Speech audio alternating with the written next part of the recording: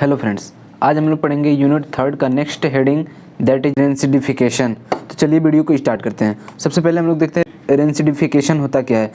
When the fat and oils are left expose to moisture and they develop foul smell and sour test.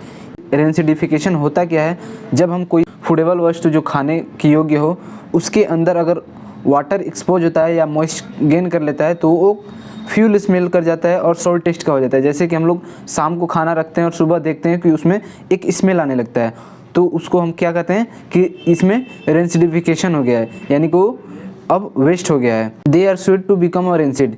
The rancidification is cause by 2 types of reaction. जो rancidification होता है वो 2 types of reaction से होता है। पहला होता है ऑक्सीडेटिव रिएक्शन, दूसरा होता है हाइड्रोलिसिस। तो हम लोग देखते हैं ऑक्सीडेटिव रिएक्शन होता क्या है। Involve the oxidation of the carbon carbon double bond in the fat and oils produce volatile carboxylic acid. जो ऑक्सीडेटिव रिएक्शन होता है उसमें क्या होता है कि जो हमारा फैट एंड ऑयल्स होता है वो जनरली होते हैं सेचुरेटेड, यानी कि सिंगल बॉन्ड कंटेन किए रहते हैं। और ऑक्सीडेशन में ये होता है कि एडिशन ऑफ ऑक्सीजन और रिमूवल ऑफ हाइड्रोजन होता है, यानी कि जब उसमें से एक हाइड्रोजन रिमूव होगा तब वो बना लेगा हमारा कार्बोक्सिलिक एसिड, जो कि रिस्पॉन्सिबल होता है बिटर टेस्ट और फ्यूल स्मेल के लिए।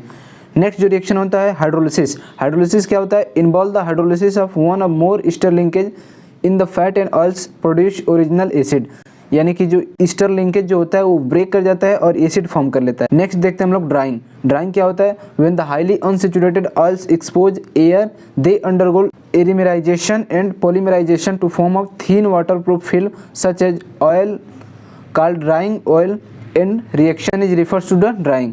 ड्राइंग ये होता है जैसे हम लोग कभी बाहर से पेंट खरीद कर लाते हैं, उसको रख देते हैं, तो कुछ समय बाद हम देखते हैं कि उस पर एक थीन वाटरप्रूफ फिल्म बन गया होता है, उसको हम लोग कह सकते हैं कि वो ड्राइंग हो गया है। मतलब वो पेंट अब ख़राब हो चुका है, उसमें एक थिन लेयर बन चुका है, यानी कि वो ड्राइंग हो चुका है। Next analysis of fat and oils. जो फैट एंड ऑयल्स होते हैं उसका एनालिसिस अब देखते हैं हम लोग। पहला हम लोग देखते हैं सपोनिफिकेशन नंबर। सपोनिफिकेशन नंबर क्या होता है? The saponification number tell approximate molecule weight of fat and oils, यानी जो फैट एंड ऑयल्स होते हैं उसके अप्रॉक्स मॉलिक्यूलर वेट कितना होता है उसको हम लोग अगर पता कर रहे हैं तो उसको कहते हैं हम लोग saponification number. Also whether lower of higher fatty acid formation to the ester group. The saponification number is defined as the number of milligram of potassium hydroxide required to saponify 1 gram of fat and oils. Saponification number क्या होता है? जो milligram of potassium hydroxide KOH का कितना मात्रा होगा कि वो जो हमारा फैट एंड ऑयल होगा उसको सपोनिफाई कर देगा, यानी कि वो प्रोड्यूस कर देगा सोप में। Fat and oils are important component of the various medicine, lubricant, glycant and other items in daily use of consume fat and oils in one other of forms. The value of particular fat and oils depend upon its composition and purity. Next हम लोग देखते हैं acid value. Acid value क्या होता है? It is defined as the number of milligram of KOH, यानी कि number of KOH होता है कितना requirement to neutralise by 1 gram of fat या ऑयल्स, यानी कि एसिड वैल्यू क्या होता है कि नंबर ऑफ मिलीग्राम मतलब KOH का कितना मात्रा होगा जो 1 gram of fat and oils को न्यूट्रलाइज कर देगा। It is identical to the amount of free fatty acid present in oil and fat. यह आइडेंटिकल होना चाहिए कि वो कितना ग्राम, यह आइडेंटिफाई करता है कि कितना ग्राम KOH किसी फैट या ऑयल्स में प्रेजेंट होता है। The acid value is measure of the breakdown of the triglyceride into free fatty acid which has an adverse and undesirable effects. Next देखते हैं हम लोग इसके प्रोसीजर क्या होते हैं। Weight accurately the quantity of fat and oils conical flask. Weight accurately fat and oil, हम लोग 1 ग्राम फैट एंड ऑयल्स को उसमें ऐड करेंगे। 50 ml ethanol plus ether solution, 50 ml ethanol और ईथर का सोल्यूशन ऐड करेंगे। सेक इट वेल, उसके बाद से उसको अच्छे से सेक करेंगे। Treated with solution of KOH, उसके बाद से जो सोल्यूशन हम लोग प्रिपेयर करेंगे उसको हम लोग KOH से टाइट्रेशन कर देंगे। ऐड करेंगे फिनाप्थलीन एज इंडिकेटर, जो कि इंडिकेट करता है। एंड पॉइंट हम लोग को क्या मिल जाता है? Until pink colour is obtain. Next acid value का फॉर्मूला होता है acid value equal to volume of KOH into N, यानी कि नॉर्मलिटी कितना लिए हैं, इंटू 56.1 बाई W। जो W होता है weight of oil and fats, जो हम लोग फैट एंड ऑयल लिए रहते हैं वो कितना ग्राम हम लोग वेट किए रहते हैं उसका वेट होता है। Higher acid value indicate the given sample of oil and fat and low quantity and stored under the proper condition. Next हम लोग देखते हैं सपोनिफिकेशन वैल्यू। इसके प्रिंसिपल क्या होते हैं? It is determined by the reflection known quantity of sample with an excess 0.5 normal alcohol KOH solution for 30 minutes, then degrade the unused alkali with 0.5 normal HCl।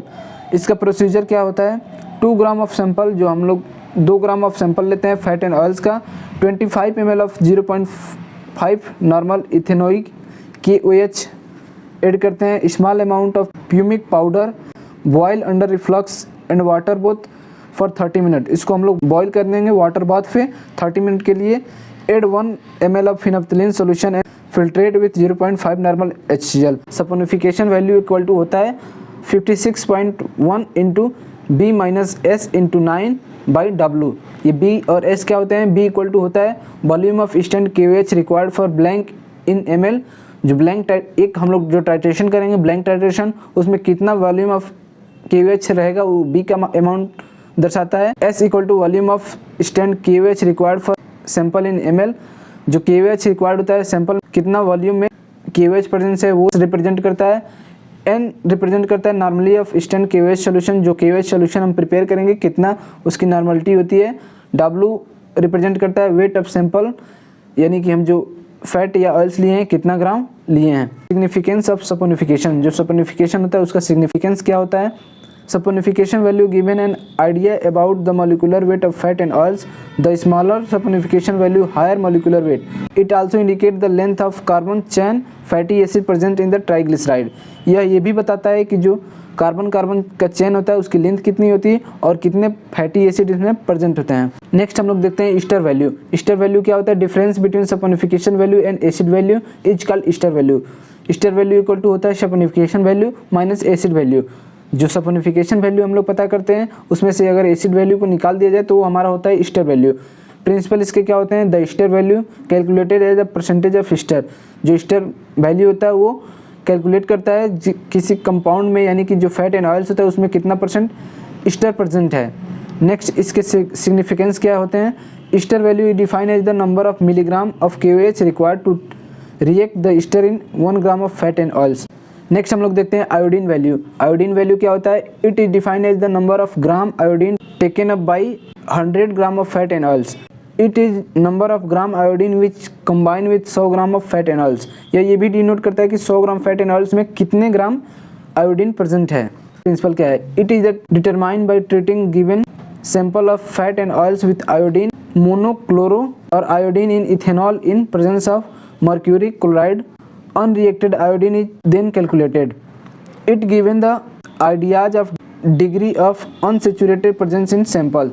ये भी आइडिया देता है कि कितना डिग्री में अनसेचुरेटेड प्रेजेंट है किसी fat and oils में।